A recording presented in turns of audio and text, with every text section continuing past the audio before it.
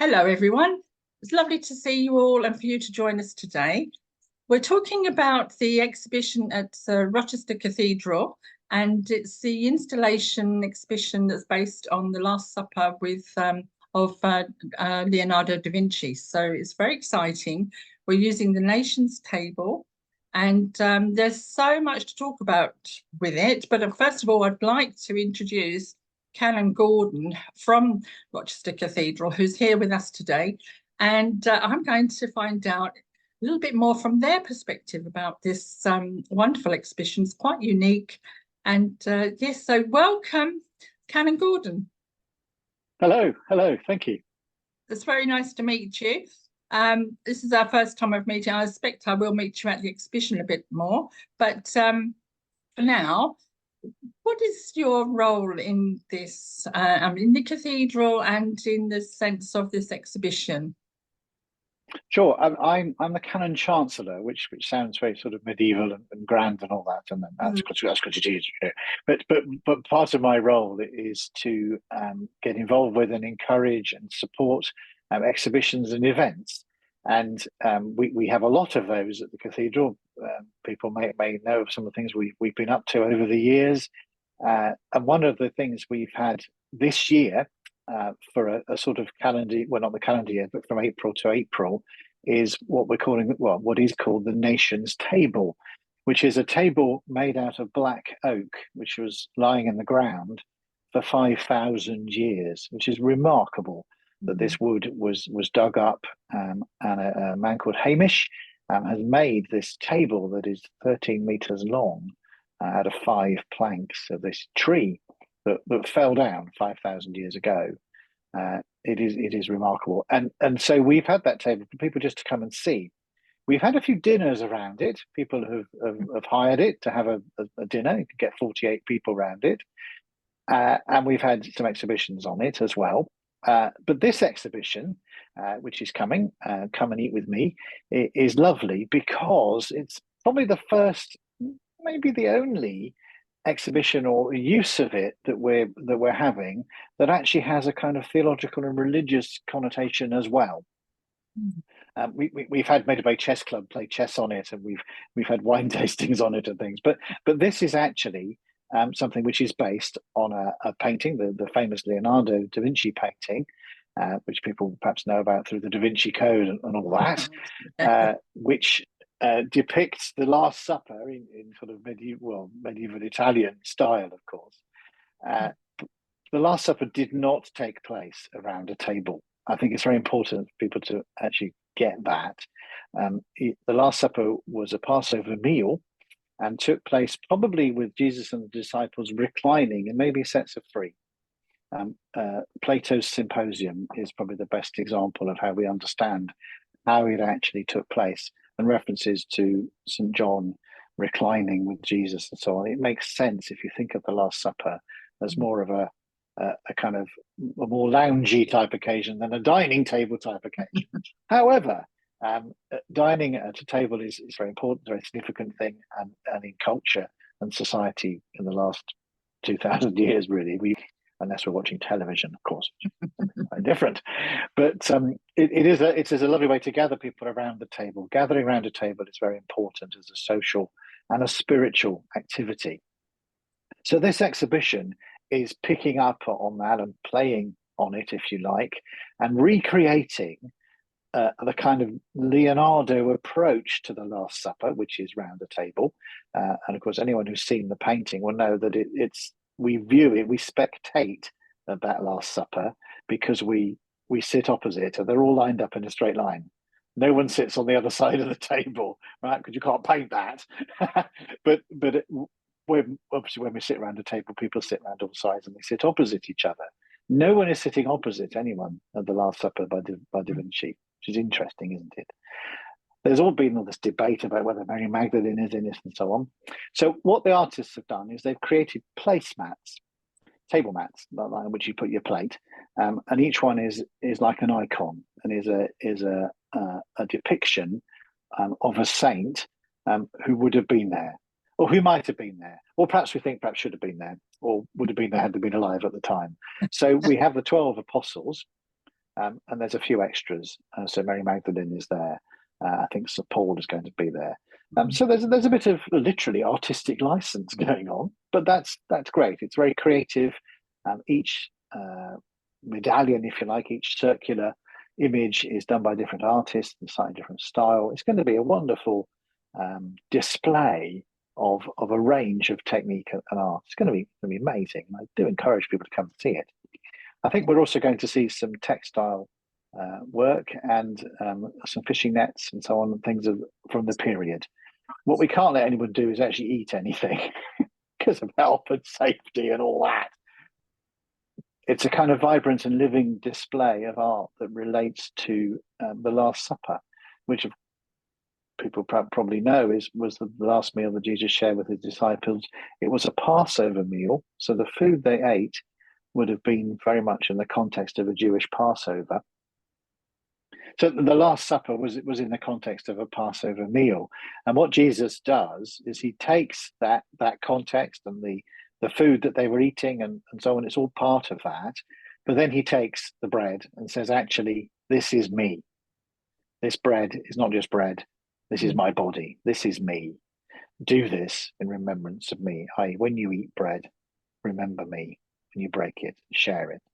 And then the same with the wine, which is after the supper, because the Passover supper had very clear traditions about how many cups of wine you drank, the 4 cups of wine.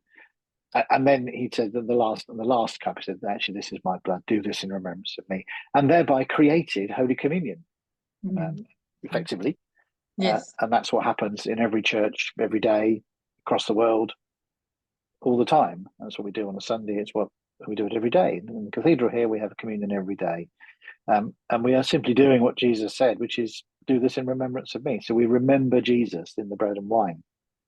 And you can have all kinds of theology and discussion about what's really going on, and transubstantiation and consubstantiation. And you can bring in Martin Luther and Zwingli and Calvin and all these people into the debate. But actually, what Jesus is saying, remember me. And membership, remembering, we are remembering. So Jesus is made alive again, if you like, being remembered. That's what remembering means, to bring alive again. So there is that context. And that's what this art exhibition is about. It's what it's doing. It's a creative response to the Last Supper, which in one sense is not the Last Supper, it's the First Supper, because it initiates Christianity effectively, because then Jesus was then arrested, crucified, rose again on the third day. And that's the beginning of the church as we know it, and it's been going strong for 2,000 years. Yeah. So it's a great joy to have it, because we're doing all these creative things on the table, but we're actually going to do and have something that has got sort of theological, spiritual, religious meaning and reference. And that is right and proper. That's what we should be doing. And I hope myself, we've done it once so far, one of my colleagues has done it, to actually celebrate Holy Communion on that table that week. Oh, okay. That's my plan. It can be done. We worked out how to do it, because it's a very big table. Got to do it at one end.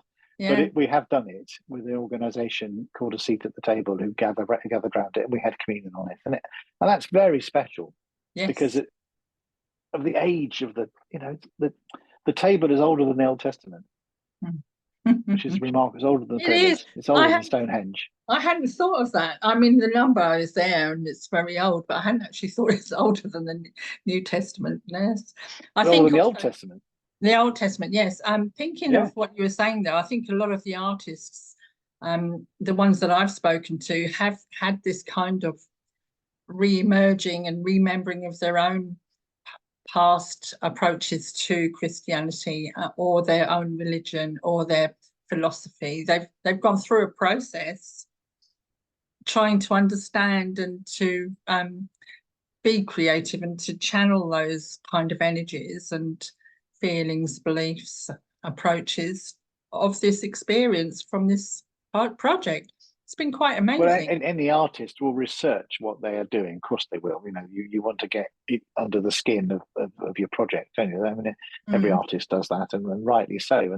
And that then there's a dialogue there's a discussion going on then, isn't there, between Yes. what you knew and what you discovered, and how you're going to present that, and so on, and that's all part of the creative process, which is fantastic.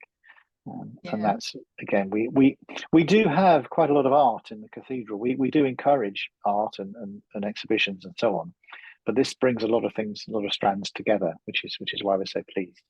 And it'll be on during half term. Yes. But we keep moving the table. We have to keep moving the table. We have to put it to the side sometimes, because it takes up a lot of seats effectively. So when it's in the middle, it's great. It looks fantastic, but we can't have a big event like a concert or something. So you have to keep moving it. But because it's 13 meters long, you can't just move it sideways because there's pillars in the way. So moving it takes eight people, and you have to go up and back down again, and it has to be maneuvered, and it's quite something. Yeah, the other thing about the table, it's worth knowing, is that it fell down. Yeah, the table fell down because of global warming. Oh, 5,000 years ago. Yes. Yeah, that's why the tree, which was 50 meters tall, fell over. Yeah. Remarkable. Amazing. Must have been absolutely amazing to see a whole host of trees like that. Yeah. Well, none of us did, of course. Puts things into perspective, makes us. It does. Me feel quite humble. And the table itself, and those logistics of moving it and having it for the public to see is amazing. And I've seen it. It's very black and very shiny. It is very shiny because the person who made it comes and polishes it like once a month. Really? Yeah. Well, it's pretty tough. I mean, the wood, black oak wood, is highly prized, as you can imagine. There's not much of it about. So to have a whole table of it is very special. Wonderful. So it's been a real privilege to host it. Yes, and that time's nearly coming up, isn't it? So we're very privileged to be able to put on the exhibition there and have this, what we call an installation, because there's so much. It's more than just paintings hanging on a wall. It's an experience. Well, and they're not even hanging on the wall, are they? They're going to be on the table, and it's going to be laid like a table. Yeah, there's some first century replicas of pottery and all kinds of other things. I think you could take this idea and just keep expanding on it. It's amazing. And it's very good that you've done this for the community and for the wider community. Well, we're very committed here that everything we do in the cathedral, certainly during the day and all that, is free. We don't charge admission because we do like the donation, don't we? Well, since you mention it. Yes, because we do like a donation. We like a donation, but the point is, it's not compulsory, and we invite people to make a donation. Of course we do, because we've got to keep the place running. We don't receive any money from the state. We have to pay our staff. We have to pay the bills, but we're very committed to being free to the public. This is the people's cathedral, if you like, and we're there, and we put stuff on. And we have a whole exhibition program. This is only a part of it. We've got all kinds of exciting things coming. We had we mustn't call it a Lego bridge apparently, but it was made of Lego. And we've got an aeroplane coming next summer. Oh, okay. Yeah. You heard it here first. I think that for me, I think it's also bringing my grandchildren to the cathedral, not just for the religious side, but for the cultural and experiential side. It's really opened their minds and their willingness to come into such a daunting. Well, and history. I mean, I think it's well worth remembering there are only 2 buildings in Kent that are still being used for the purpose for which they were built. And Rochester Cathedral has been here since 604, and it's still going. I believe it's the second oldest cathedral in the UK.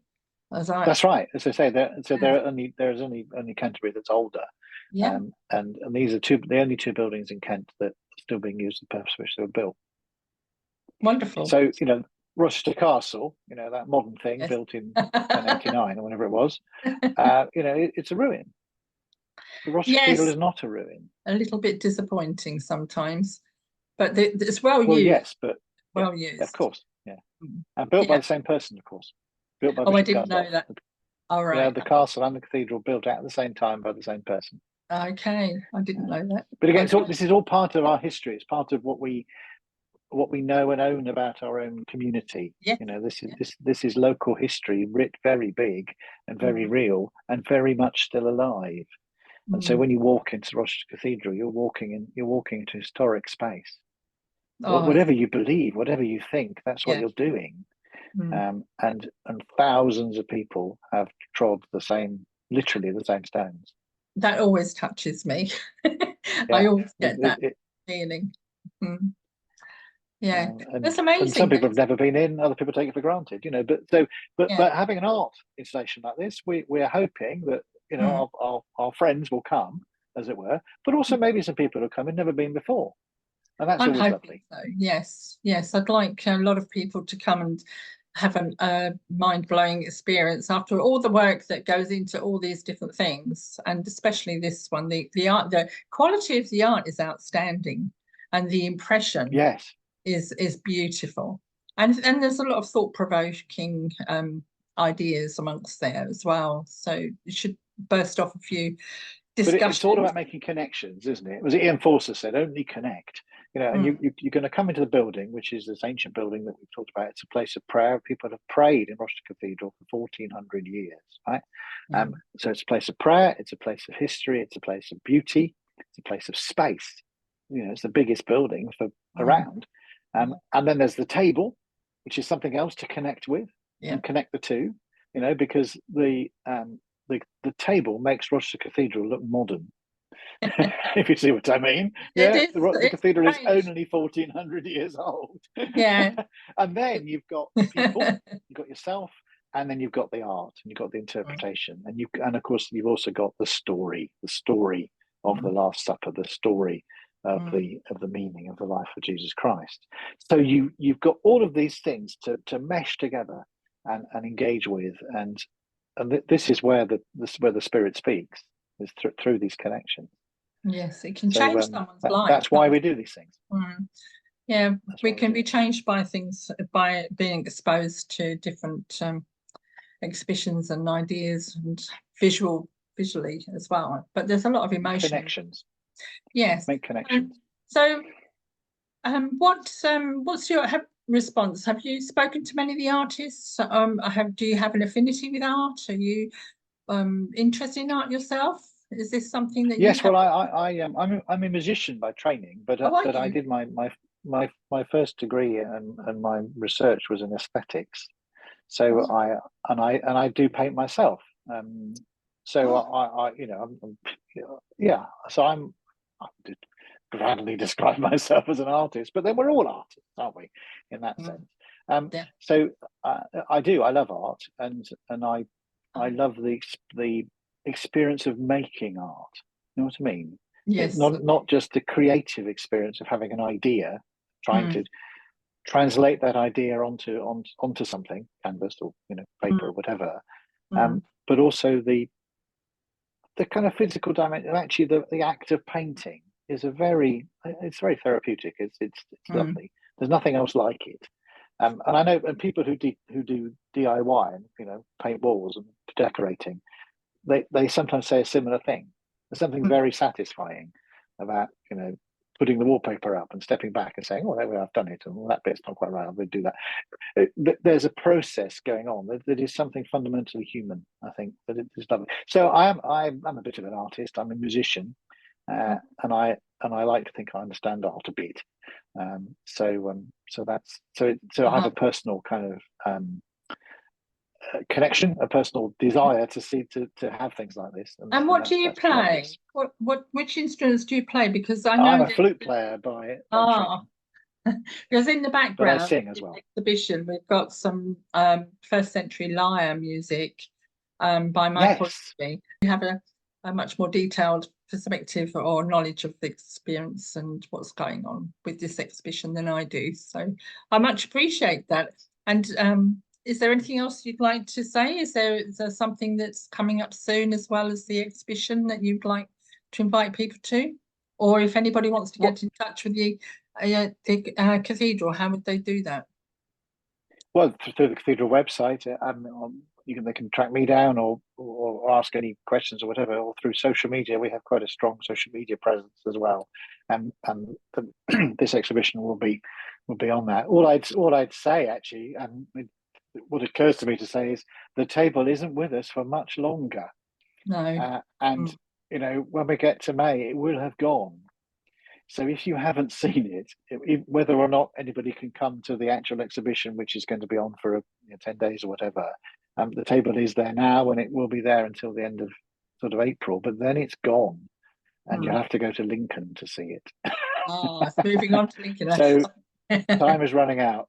Come and see Lovely. it. Just come in. It's free. It's open. Just come and see it and touch it, because you can touch it, and that's something. Yes, wonderful. Well, thank you very much then. I really appreciate that then. So to everybody else that's here today, I'm sure you found this interesting. Do come along to the exhibition if you're seeing this prior to its working. If you missed out and you're watching this video when it's all over, then please go to the website. All the information is below. And thank you, Canon Gordon.